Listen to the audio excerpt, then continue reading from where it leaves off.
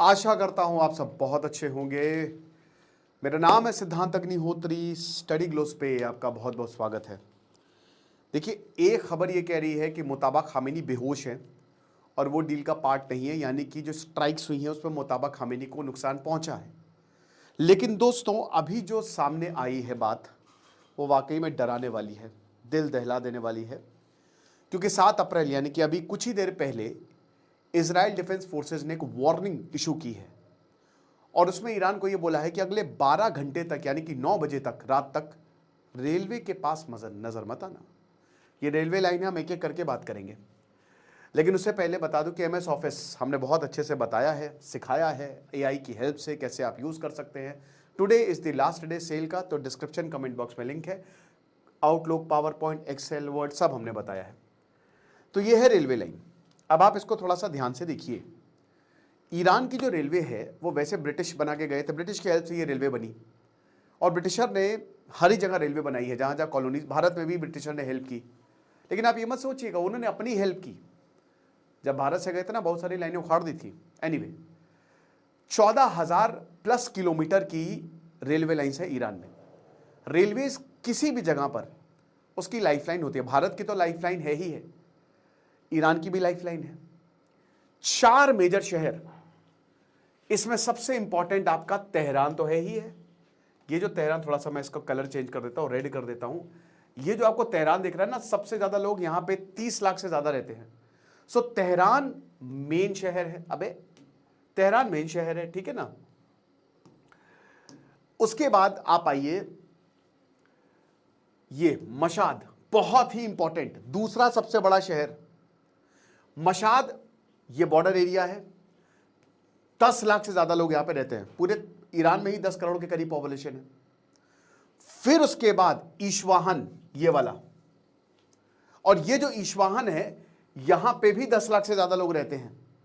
बहुत ही इंपॉर्टेंट शहर।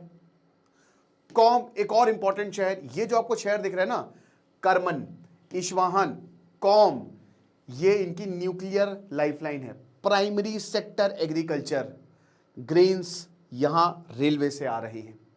Secondary sector industries, industrial, सब कुछ ट्रेन से हो रहा है, एक जगह से दूसरी जगह ट्रांसपोर्ट। फिर मिलिट्री, लॉजिस्टिक्स, सब कुछ वहां से रेलवे लाइन से हो रहा है।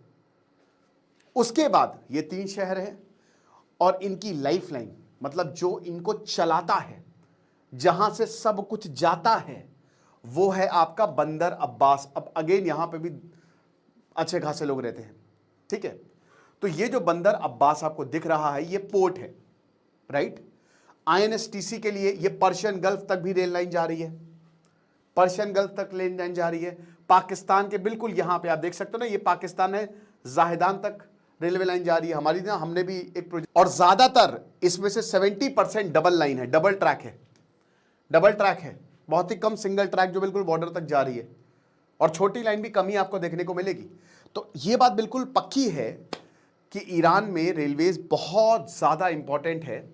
और इससे बड़ी बात आपको बताऊं, देखिए आईएनएसटीसी इस रेलवे लाइन पे टिका है। सीधा भारत ने भी यही बोला था कि चाबहार बनाइए, वहां से फिर रेलवे से सब आप ट्रांसपोर्ट कर दीजिएगा। तो इससे, क्योंकि रेलवे कहीं पे भी, मैंने आपको बताया कि वो लाइफलाइन होती ही होती है, वो सब जगह से कनेक्ट कर देगी। अगर मान लीजिए कि आपको यूरोप तक रेलवे लाइन पहुंचानी, तो उसका रास्ता ईरान से होके जाएगा, समझ रहे हैं। तो ईरान ने क्या बोला है, ईरान ने कहा है कि हम इन सबको उड़ा देंगे, हम इन सबको उड़ा देंगे। अच्छा, महीनों लग जाएंगे इन रेलवे लाइन को रिपेयर होने में, 12 घंटे का टाइम दिया है। पब्लिक इंफ्रास्ट्रक्चर पर ऑलरेडी हमले होने शुरू हो गए हैं, मैंने आपको बताया था। इजराइल ने हमला करना शुरू कर दिया है। रेलवे लाइन को अगर अटैक किया तो इनके ट्रूप्स डिसरप्ट होंगे, एक जगह से दूसरी जगह जाने में छींकें आ जाएंगी। फिर उसके बाद जो प्राइमरी और सेकेंडरी सेक्टर मैंने बोला, फ्यूल शॉर्टेज, फूड शॉर्टेज, सब हो जाएगा, क्योंकि एक जगह से दूसरी जगह खाना यहीं से आता है। इंपोर्ट के लिए बहुत इंपॉर्टेंट है, एनर्जी यहाँ से जाती है, ठीक है। फ्यूल और लॉजिस्टिक्स सप्लाई सब ठप हो जाएगी। और जो नुकसान अरबों रुपए का होगा वो तो अलग, उसको बनाने में ही काफ़ी लंबा समय लग जाएगा, क्योंकि बहुत ही पुरानी लाइन्स हैं। तो आप समझ रहे हैं कि रेलवे लाइन को क्रिपल करने की इजराइल की तैयारी, इजराइल ने वार्निंग दी है, तो आप इसको हल्के में ना लें। इजराइल बोलेगा, वार्निंग देता है, फिर इजराइल बोलेगा हमने तो बोला था, हमने तो बोला था, यहां पे लोगों को बोला है, यहां सरकार को नहीं बोला है, यहां लोगों को बोला इजराइल ने कि दूर रहना स्टेशन से वरना एक बम तुम्हारे पास आएगा। और इजराइल ने सेम चीज हमास में की कि हम जब उसके ऊपर सवाल उठे तो बोला कि भाई देखो हमने तो वार्निंग इशू की थी, अब उसके बावजूद यहां पे इनको जाना है घूमने, तो हम क्या करें। तो यही इजराइल यहां पे भी बोलेगा कि हमने तो वार्निंग इशू की थी, और इजराइल को घंटा फर्क नहीं पड़ता कि कौन है कौन नहीं है, उसको तो बस मारना है। वो बहुत खुश है इस समय कि मजा आएगा, अब सिविलियन इंफ्रास्ट्रक्चर पे मारेंगे, अब चीजें हमारे हाथ में होंगी। आप समझ रहे हैं। अब ये एक साइकोलॉजिकल टैक्टिक भी हो सकती है, ईरान को पता है ये हो जाएगा, और क्योंकि ईरान को ये पता है तो वो डर भी रहा होगा कि बहुत मुश्किल हो जाएगी, सारी चीजें बैक ऑफ माइंड में कैलकुलेशन चल रही होंगी, कुछ भी करके सरेंडर करते हैं, सरेंडर करेंगे नहीं, कुछ भी करके लड़ते हैं, लड़ेंगे तो फिर इतना ज़्यादा नुकसान होगा कि पता नहीं कब तक भरपाई हो। आप समझ रहे हैं। तो पैनिक और डिसरप्शन ईरान के अंदर ये क्रिएट करेगा। पर्शिया में मैसेज लिखा हुआ है, पर्शियन में, और इकोनॉमिक स्लो डाउन हो जाएगा, पूरी तरीके से इकोनॉमिक स्लो डाउन हो जाएगा। टाइमिंग बहुत मैटर कर रही है, क्योंकि ऑलरेडी डोनाल्ड ट्रंप ने, देखिए यहाँ पे नहले पे धैला मार दिया है। ट्रंप ने वैसे ही डेडलाइन जो है वो आज रात 8 बजे तक, और बोला कि रात 9 बजे तक देखो भैया रेलवे के पास मत आना। तो पावर प्लांट को तो हम बाद में मारेंगे, पहले हम रेलवे लाइन को उड़ाएंगे, ये इजराइल का कहना है। तो हो सकता है अगले 12 घंटे के अंदर अंदर ट्रेन जाए ना, ट्रेन स्टॉप्स लड़ेंगी। देखिए ट्रेन को अगर हमला होगा तो ट्रेन में तो लोग बैठे होते हैं, वो मरेंगे, तो कोई भी ट्रेन से नहीं जाएगा, ट्रेन बंद हो जाएगी। अब मुझे बताने की ज़रूरत नहीं है कि अगर ट्रेन बंद हो गई, जैसे मान लीजिए भारत का एक सिनारियो लेते हैं, करोड़ों लोग ट्रेन यूज़ करते हैं, एक ट्रेन बंद होगी तो भारत को खरबों रुपए का लॉस होगा। सेम ईरान के साथ है, अरबों रुपए का इनको लॉस होगा, थोड़ा कम होगा लेकिन अरबों रुपए का लॉस होगा। और स्टेशन जो है वो तुरंत खाली करवाए जाएंगे, तुरंत निकलिए यहाँ से, किसी भी स्टेशन पर हमला हो सकता है। पूरे ईरान में ये लाइन्स फैली हुई हैं, आप समझ रहे हो।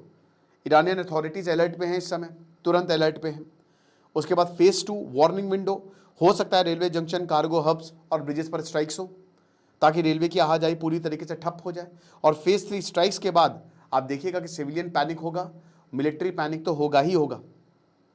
तो railway lines are always high value target, और ईरान की रेलवे बैकबोन है, मिलिट्री लॉजिस्टिक्स, पूरी मिलिट्री जो है उनके लॉजिस्टिक्स, फ्यूल और एम्यूनिशन, हैवी इक्विपमेंट, यूरेनियम, इनका जो न्यूक्लियर, सब यही सब रेलवे से आता है। और it will be very hard to replace if they are attacked. तो ये चीज़ है। बाकी पूरी दुनिया भी डरी हुई है। INSTC, यहाँ रशिया को एनर्जी यहाँ से सप्लाई हो रही है, पाकिस्तान को एनर्जी यहाँ से सप्लाई हो रही है, चाइना को भी यहाँ से सप्लाई हो रही है। INSTC खतरे में पड़ेगा, पर्शियन गल्फ तक ये रेलवे लाइन जा रही है, अफ्रीका तक ये रेलवे लाइन जा रही है। तो डरे हुए हैं सब कि भाई अगर ऐसा होगा तो क्या करेंगे, कहाँ से जाएंगे, है ना। लेकिन इजराइल ने वार्निंग दी है तो हो सकता है, अब देखेंगे आगे अगले 12 घंटों में क्या होगा। बट फिलहाल ये आपके सामने सिनारियो है। खुश रहिए, पढ़ते रहिए। दिस इज सिद्धांत अग्निहोत्री साइनिंग ऑफ। लॉन्च